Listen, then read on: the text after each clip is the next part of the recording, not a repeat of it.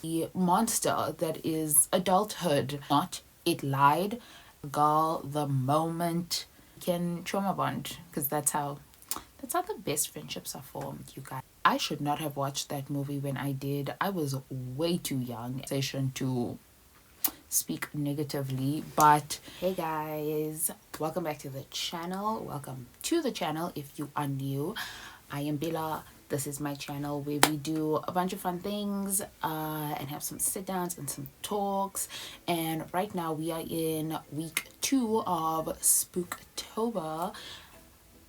Full disclaimer, this week was a shit show, a literal living nightmare. I had deadlines, errands, stress, spending my money on adult things, guys. Oh my gosh. So the universe really said, oh, we're in spooky season, let me present you the monster that is adulthood. And it came for me, and I fought and I lost very badly. So none of the movies were watched or reviewed. I didn't get to do any of my activities that I had planned, which was really upsetting because I had a lot planned for this week. But it's okay. We move. So we have something a little bit different for week 2.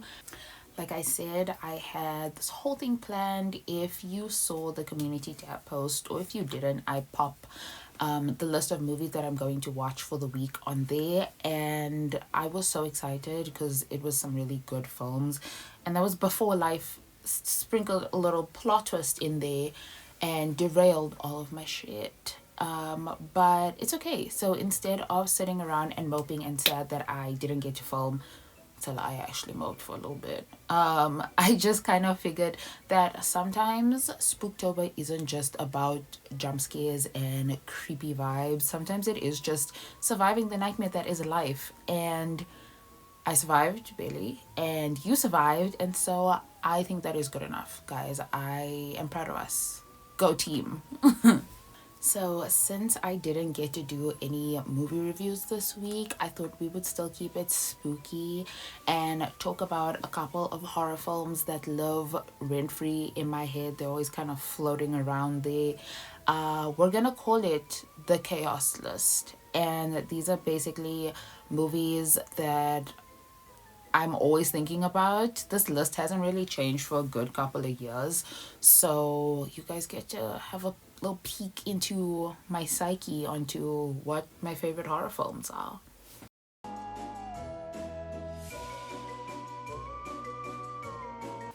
Coming in at number 5, we have Scream. Guys, you already know this was going to be on the list. It had to be. It is everything that I love about horror all wrapped into one nice little bloody package for you. It is funny, it is terrifying, it is self-aware, it is meta, it is just everything that a horror movie should be. It knows exactly what it is and it sticks to it, and it will always just be my favorite slasher, my comfort film. I just love it so much. Ghostface manages to be the scariest and the funniest character ever. Miss Sydney Prescott, she is the girl, the moment, an icon. We love Sydney. She is number 1 horror victim that is actually getting out of the film because the girl uses her brain, and that's so refreshing.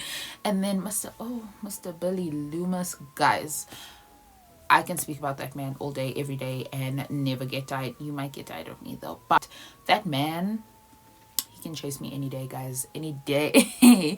Any day. But the film is just so feel good. It's so nostalgic. It's so meta. It is something that I always go back to, that you can always go back to, just because it upkeeps how good it is even after so many years after it first came out. At number 4, we have Barbarian. Oh, you guys, this movie. The reason it is on this list is not because it is good. It is because I'm always thinking about how ridiculous it was. So I watched this movie with a friend, and the trailer was deceiving. The trailer looked cool. That's why we picked it, because we were like, okay, this looks pretty decent. It was not. It lied. I also think that maybe we were the problem, because afterwards we checked some reviews on letterboxd and Rotten Tomatoes, and everybody was like raving about this film. I was like, did I miss something? Like what? I couldn't get it. It was not a good film, guys. And now you can see why it's on the list, because I still think about how ridiculous it was. Like the first 30 minutes was good. I got it. There was suspense. There was tension, it was setting up a good plot, and then it had this plot twist that just completely derailed the film into chaos, and not the good kind of chaos, like the chaos that was like, who greenlit this shit? Who allowed you guys to finish this movie with this plot? Oh my gosh, it was so frustrating. By the end of the film, I'm not even sure if it knew what genre it was. If it was thriller, if it was like dark comedy, if it was a fever dream. At this point, I wish it was a damn fever dream, because I can't. It is like burned into my memory at how bad it was. But I guess that's why it's on the list, because I still think about it. I will still bring it up in conversation to speak negatively. But I guess it wasn't good, but at least it was memorable, and that's why it made the list. Coming in at number 3 is Wrong Turn 4. I should not have watched that movie when I did. I was way too young, and it definitely shows, because every disturbing scene is in my mind. Like, it was freaking branded into my brain. Like, I think that movie came out in 2012, so I was like 11. I have not watched that movie since. I remember watching it that one time. I was scarred, and then I still have not watched it. I think it was one of the first horror movies that really made me realize just how brutal horror actually can be. Like, it wasn't just scary, it was gross and relentless and just nasty. Like, the kills were disgusting, and the setting was so nerve-wracking. Like, you feel it in your soul. You should not be there. For some reason, little child Beela was sitting there with wide eyes and was like, yeah, this is fine. Girl, you should have turned that film off. But here we are. It honestly was probably like my introduction to the whole subgenre of like wrong place, wrong time. And it is one of those films that make me maintain that I will always be a city girl.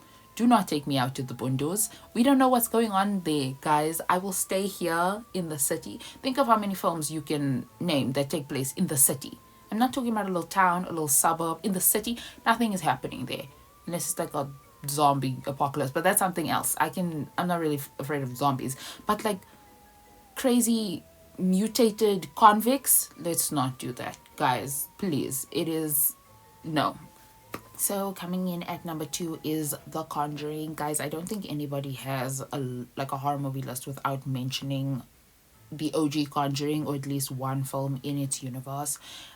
When it came out, it really did bring horror back in such a big way, because before it we hadn't had any like big horror films that were coming out. We had like Wrong Turn and Saw, and that's like gore, but to me that wasn't like true unsettling horror. And then The Conjuring came back, and it didn't just scare people, like it set the tone for an entire decade of horror movies that came after it. Director James Wan, he really gave like a whole new atmosphere to horror, and it was amazing, because every creak, every shadow, every sound was designed to mess with you, and they all gelled so well together. The Warrens are actually like such an iconic horror couple at this point, and the fact that they were able to create an entire universe out of this film just proves how powerful it is in the horror genre space, and just film as a whole, because there aren't a lot of truly unsettling horror films that have universes based on it, like Saw. But like I said, that's gore. Like, gore is very easy to recreate. And I remember after watching it, I was like, oh my gosh, horror is so back. And I think after The Conjuring came out, it never really left, because now all the movies that followed it were trying to keep up with the standard that The Conjuring set for horror. Okay, and my number one is, drumroll guys, drumroll, Hereditary. So, oh, this movie, you guys, it is a movie that messed me up in a way that I was not ready for. It is one of those rare horror films that don't rely on ghosts or demons or monsters to really scare you. It was just pure emotional horror. Like, yes, the cult storyline was like wild and a little bit creepy, but I truly think that the real terror of the film was the family dynamic. It was like the guilt and the grief and the tension that builds up throughout the entire movie. Just so raw and invasive. It felt like you shouldn't be watching this movie, you know, like you're invading on these people's lives, like you shouldn't be there. Our main girl, Miss Toni Colletti, I think that's how you say her name, her last name, Colletti, I think that's how you say it. She was not acting. She literally transcended. She became that person. I watched so many like post film interviews that she did when they were doing promo for it. Oh my gosh, she says that she scarred from doing that role.